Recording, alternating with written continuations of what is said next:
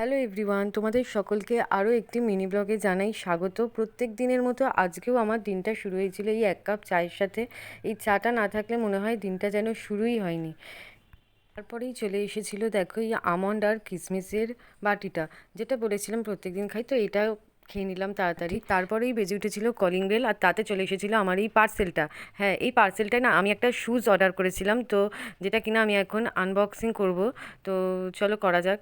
তো শ্যুজটা না ভীষণই সুন্দর ছিল, আর পরে এতটাই কমফোর্টেবল ফিল হচ্ছিল, আর দারুণ ছিল। মানে কালারটা বলো, কালারটা ছিল অলিভ কালারের, তো আমার পায়ে ভীষণই এটা ভালোভাবে ফিট করেছে।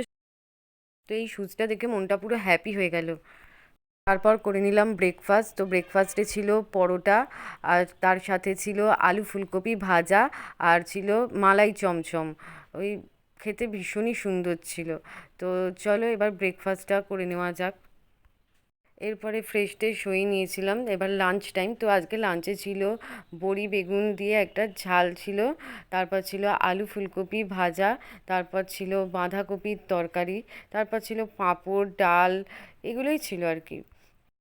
তো চলো এবার লাঞ্চটা সেরে ফেলা যাক, তারপর দেখা হচ্ছে।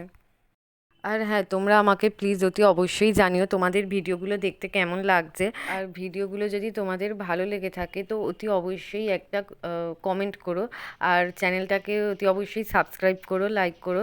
তো চলো আজকে এই পর্যন্তই, দেখা হবে নেক্সট ব্লগে। তো টাটা।